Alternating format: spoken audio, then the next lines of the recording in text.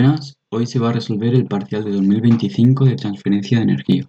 En esta diapositiva se puede leer el problema y a la derecha he puesto en un recuadro los datos del problema. Los datos que nos dan son la temperatura del agua, la temperatura del aire, la temperatura 2 correspondiente al radio externo de la tubería, pero no nos dan la temperatura 1.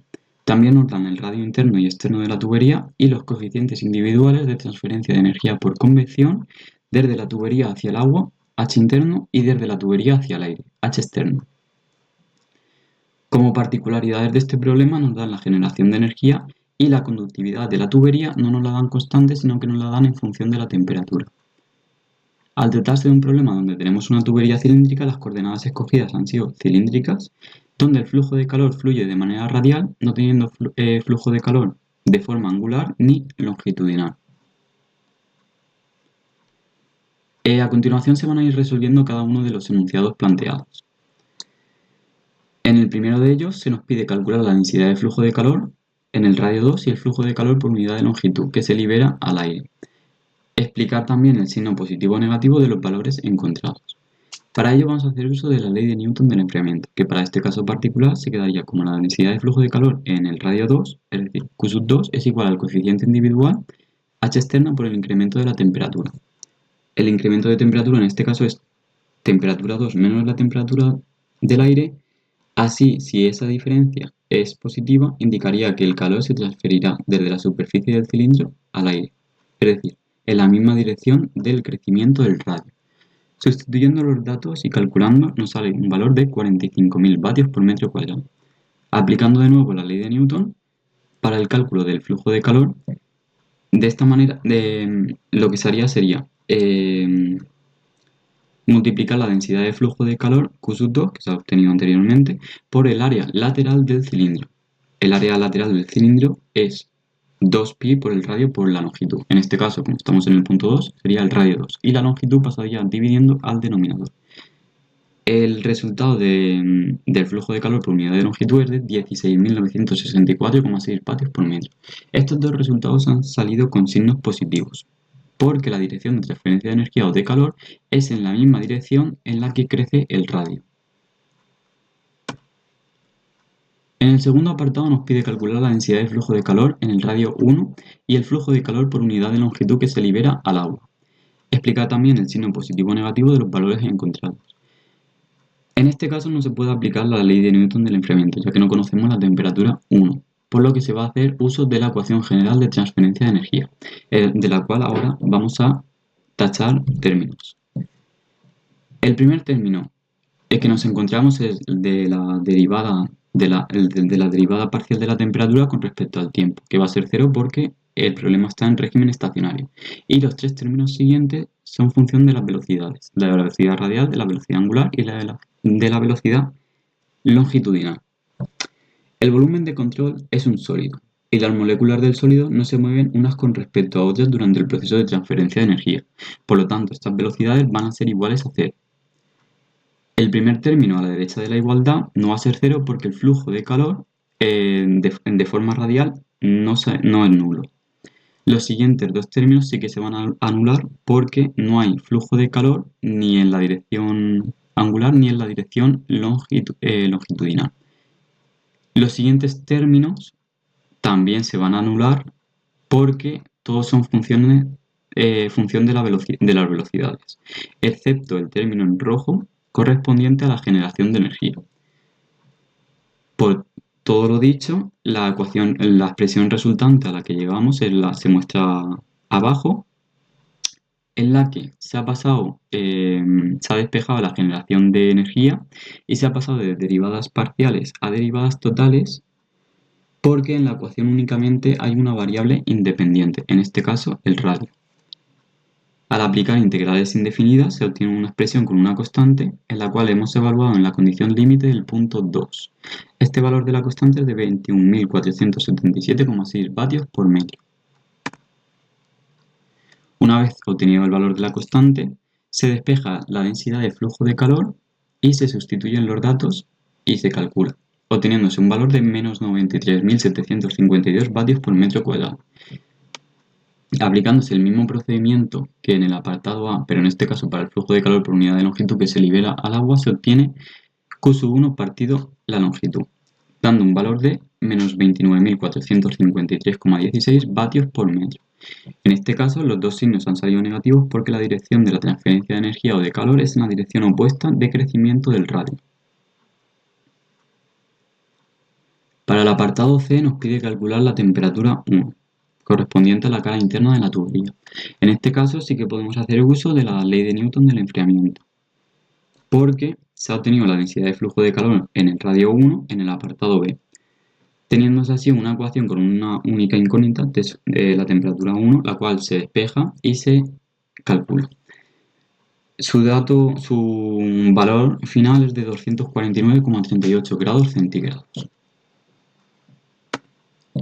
En el apartado D nos pide escribir los perfiles de la densidad de flujo de calor y del flujo de calor por unidad de longitud. Del apartado B ya habíamos calculado este perfil de la densidad de flujo de calor. Ahora simplemente lo que se va a hacer va a ser sustituir el valor de la generación de energía y de la constante, dándonos así el perfil de la densidad de flujo de calor. Para el cálculo del perfil del flujo de calor por unidad de longitud, lo que se va a hacer va a ser multiplicar el perfil de la densidad de flujo de calor por el área lateral del cilindro, pasando la longitud al denominador. De esta manera obtenemos el perfil del flujo de calor por unidad de longitud. En el apartado E nos pide obtener y dibujar el perfil de temperatura en la tubería. Para ello vamos a hacer uso de la ecuación general de transferencia de energía más la ley de Fourier en coordenadas cilíndricas en la coordenada radial. Igualando ambas expresiones se llega a la expresión esta de aquí, la cual se va a evaluar con, se le van a aplicar integrales semidefinidas porque lo que se va buscando es un perfil. Cabe recalcar que este mismo perfil se podría haber obtenido aplicando integrales indefinidas. Al aplicar integrales indefinidas se va a obtener una constante y esa constante se va a tener que evaluar con una condición límite, en un punto. Pues ese punto correspondiente en el que lo evaluaríamos con una integral indefinida, se ha puesto este punto en los límites inferiores en la integral semidefinida. En este caso tendríamos temperatura 1 y R1, correspondientes al punto 1. También cabe recalcar que estas integrales son inmediatas y que su cálculo se podría haber hecho a mano. Sin embargo, se ha utilizado una calculadora de integrales de Google y el resultado, para la primera integral, y el resultado se plasma en esta diapositiva, en la parte derecha, en la parte de abajo derecha. Con todo esto ya tenemos calculado de manera implícita el perfil de temperatura, quedando como se muestra a continuación.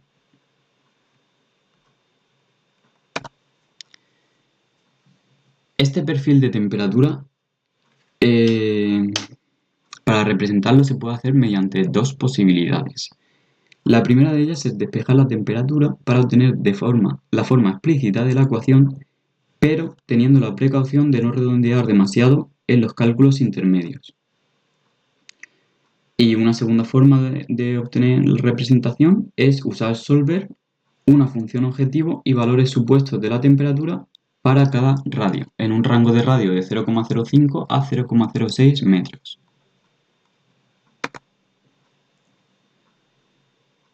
Para este último apartado, lo que nos pide es, se ha supuesto que se ha recubierto se ha recubierto el sistema con una nueva capa y nos pide calcular el espesor que tendría esa capa.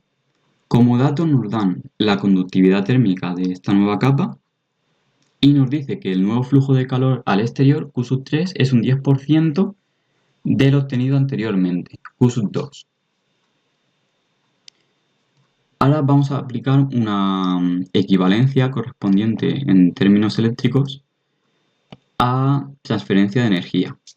En este caso, la intensidad es igual a la diferencia de potencial dividido entre el sumatorio de las resistencias individuales, La intensidad correspondería al flujo de calor, la diferencia de potencial al incremento de temperatura y el sumatorio de resistencias individuales a cada una de las resistencias que se oponen en la dirección del flujo de calor.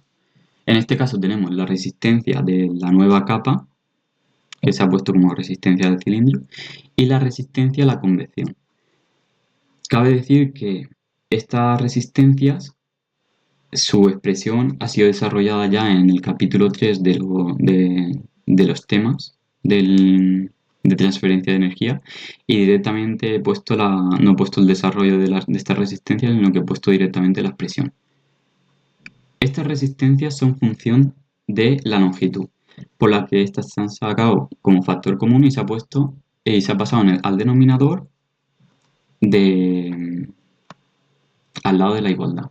De esta manera se obtiene que el flujo de calor en el punto 3 dividido entre la longitud es igual al incremento de la temperatura 2 menos la temperatura del aire, dividido entre el sumatorio de la resistencia del cilindro más la resistencia a la convección. Sustituyendo los datos, nos queda una ecuación con una única incógnita, en este caso el radio 3, que se ha resuelto mediante solver, y este resultado ha sido de 0,0699 metros. Para calcular el espesor 3, en este caso, se ha restado el radio 3 menos el radio 2, dando un resultado de 9,9 por 10 elevado a menos 3 metros. Eso ha sido todo, gracias por ver el vídeo.